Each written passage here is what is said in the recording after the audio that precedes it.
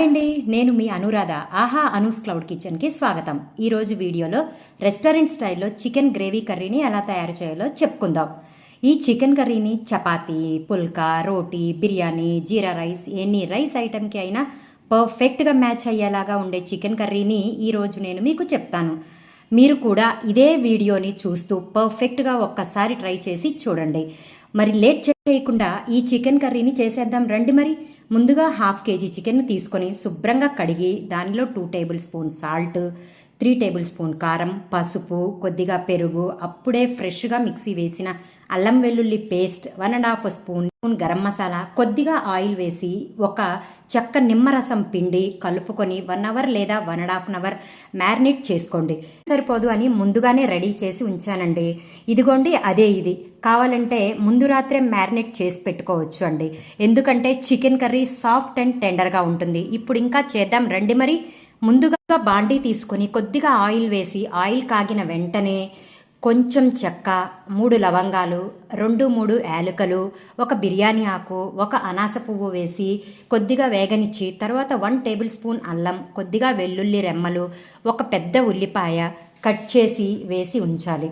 ఇంకా 2 టమాటోలు చిన్న ముక్కలుగా కట్ చేసి వేసి కొద్దిసేపు వేయించి ఆపేసేయండి. మిక్సీ జార్లో వేసి లైట్గా గ్రైండ్ చేయండి, పక్కన ఉంచండి. మట్టి కుండను పెట్టి రుచికి సరిపడా ఆయిల్ లేదా బటర్ ఉంటే బటర్ కూడా వేసుకోండి. వేడి అయిన వెంటనే 1 టేబుల్ స్పూన్ జీలకర్ర, 4 పచ్చిమిర్చి, కరివేపాకు రెమ్మలు, హోల్ గరం మసాలా వేసి వేగిన వెంటనే ఇంతకు ముందు మనం మిక్సీ జార్లో రెడీగా ఉంచిన పేస్ట్ని వేసి వేగనివ్వండి.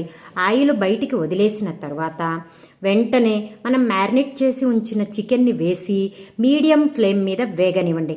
మధ్య మధ్యలో తిప్పుతూ దగ్గరగా వచ్చేంత వరకు ఒక 15 నుంచి 20 మినిట్స్ కుక్ అయిన తర్వాత ఏ రోజైనా పక్క ఉండాల్సిందే ముక్క, కల్లో కూడా వస్తుంది నల్లి బుక్క, ఆకలి ఉన్నావో పక్క లేనే లేదే అది లెక్క, నాన్ వెజ్జే లేదా లేసుద్దే తిక్క, ఓ చికెను మటను లేదా ఎట్లీస్ట్ ఎగ్గే చాలు పడతా పట్టే పడతా పొట్టే పగిలేదాకా బిర్యానీ స్మెల్లే చూస్తే నన్నే నేను మరిచిపోతా. చికెను చికెను టేబుల్ స్పూన్ ధనియాల powder, 1 table spoon garam masala వేసి కలుపుకోండి.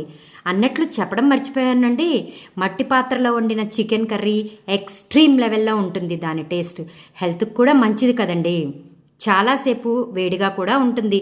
రెస్టారెంట్ స్టైల్కి ఏ మాత్రం తగ్గకుండా ఉండాలంటే కొంచెం కసూరి మేతిని కూడా యాడ్ చేసుకోండి. చూసుకొని సాల్ట్ సరిపోకపోతే కొంచెం యాడ్ చేసుకొని ఆయిల్ పైకి తేలేంత వరకు ఉడికించండి. ఉడికిపోయిన గంటే చివరగా 2 table spoon fresh cream add చేసి కొత్తిమీర వేసి దించేయండి. అంతే. ఆహా, స్మెల్కే నోరూరిపోతుంది కదండి. ఇంకెందుకు లేటు, ఒక పట్టు పట్టండి. వేడివేడి అన్నంతో తింటే ఉంటుంది.